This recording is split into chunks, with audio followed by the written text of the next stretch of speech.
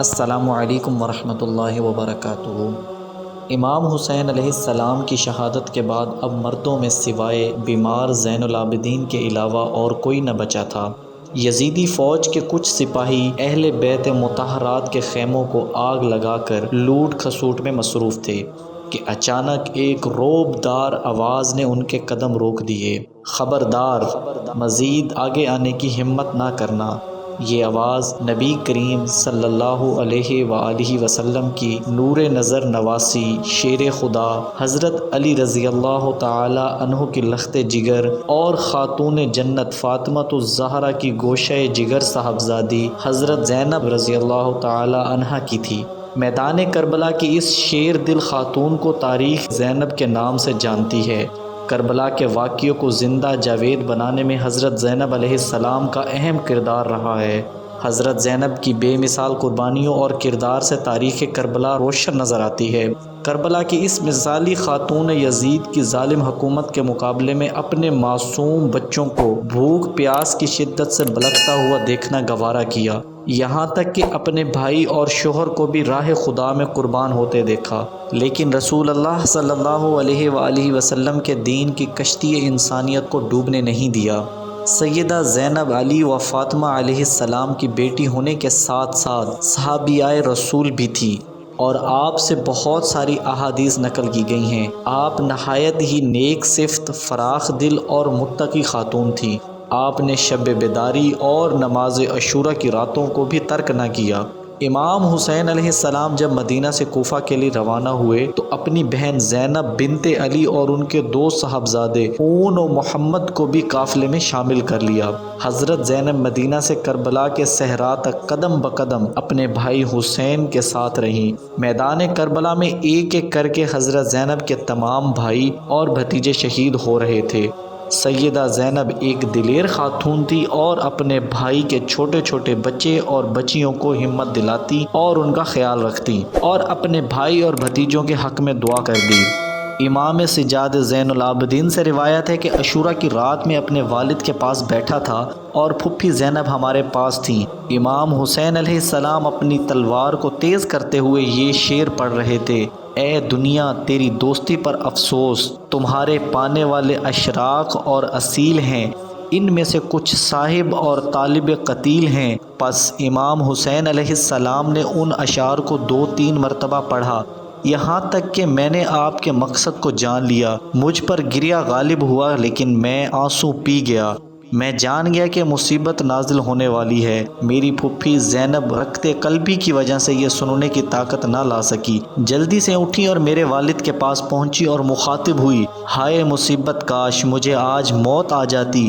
آج میری ماں فاطمہ، باپ علی اور بھائی حسن فوت ہو گئے۔ یہ سننا تھا کہ امام حسین نے ان کی طرف نگاہ کی اور فرمایا: اے بہن، شیطان تجھ پر غالب حاصل نہ کر لے۔ حضرت زینب نے کہا: مجھ پر وائے ہو، کیا یہ تلوار تمہاری جان لے گی؟ ایسا ہے تو اس نے مجھے اور زیادہ غمگین کر دیا، اور یہ میرے لیے زیادہ ناقابل برداشت ہے۔ یہ کہہ کر میری پھوپھی زینب بے ہوش ہو کر گر پڑی۔ پس امام حسین اٹھے اور پانی کے چھینٹے آپ کے چہرے پر مارنے لگے۔ عاشوراء کے دن امام مظلوم حسین علیہ السلام میدان جنگ میں اترنے کے لیے خیمے سے باہر آئے تو آپ کے اہل بیت اور بچوں کی آنکھوں سے آنسو جاری ہو گئے۔ آپ کی بیٹی سکینہ امام حسین علیہ السلام کی آغوش میں آ کر لپٹ گئی اور کہنے لگی: بابا ہمارے ساتھ رہیں، ہمیں اس بیابان میں اکیلا نہ چھوڑ دیں۔ بچی کے اس جملے نے امام حسین کے دل میں اضطراب پیدا کر دیا۔ آپ کی آنکھوں سے آنسو چھلک پڑے۔ آپ نے بچی کو گلے سے لگا لیا۔ سکینہ کو معلوم تھا کہ اب حسین پلٹ کر نہیں آنے والے ہیں۔ امام حسین علیہ السلام نے اپنی بہن زینب سے رخصتی لی۔ آپ کی سیدہ زینب سے بے پناہ الفت تھی۔ امام علیہ السلام نے فرمایا: اے فاطمہ کی بیٹی اور میری بہن، میرے قتل ہونے کی وجہ سے اپنے رخساروں پر تماچے نہ لگانا، نہ ہی مصیبت میں اپنے جامہ کو پارا کرنا، اور نہ ہی اپنے بالوں کو پریشان کرنا، تاکہ بعد سے رسوائی نہ ہو۔ میرے بعد ان بچوں کی پرورش کرنا۔ اگر میرے بچے پیاسے ہو جائیں تو ان کے واسطے پانی مانگ لینا، شاید ان کے اوپر وہ رحم کریں اور پانی پلا دیں۔ بھائی کے کلام کو سنتے ہی بہن کا چہرہ متغیر ہو گیا، دل تڑپ اٹھا، لبوں پر فریاد آ گئی۔ کہنے لگی: اے میرے بھائی، کیا زینب اسی دن کے لیے زندہ تھی؟ اے کاش اس دن سے قبل مجھے موت آ گئی ہوتی۔ اور زینب خاک میں مل گئی ہوتی۔ امام حسین علیہ السلام نے وصیتیں کی اور اپنی بہن کو تسلی دی اور میدان کی طرف چل پڑے۔ کچھ دیر بعد میدان سے ذوالجناح دوڑتا ہوا بیبیوں کے خیمے کی طرف آیا۔ اس کے بدن پر لگے خون اور تیر امام مظلوم کی شہادت کی گواہی دے رہے تھے۔ خیموں سے آہ و بقا کی آواز بلند ہونے لگی اور اہل بیت حسین پر غم کا پہاڑ ٹوٹ پڑا۔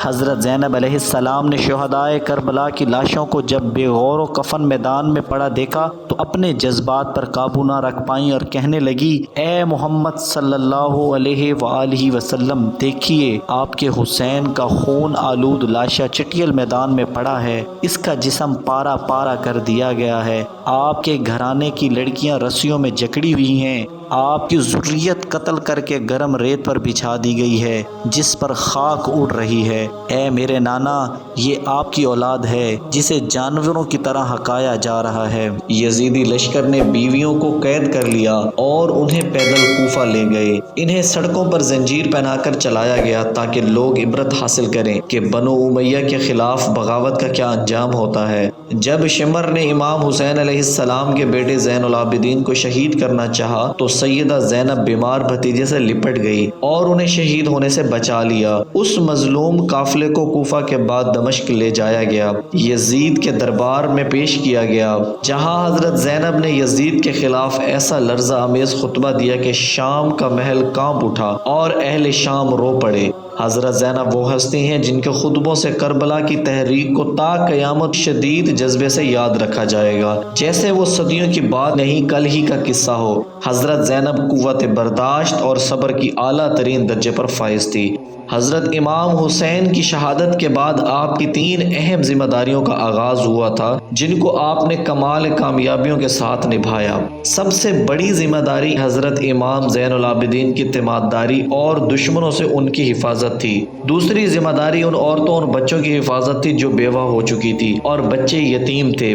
تیسری ذمہ داری کربلا کے پیغام کو دنیا کے کونے کونے تک پہنچانا تھا۔ دم توڑتی انسانیت کو زندہ کرنے کا جو ارادہ حضرت امام حسین گھر سے لے کر چلے تھے، اس کو انجام تک کردار اور گفتار کے ذریعے حضرت زینب نے پہنچایا۔ ان کے ہی سربراہی میں امام حسین کے اہل حرم نے کوفہ اور شام کی گلیوں کوچوں میں اپنے خطبات کے ذریعے یزیدیت کے ظلم کا پردہ چاک کیا۔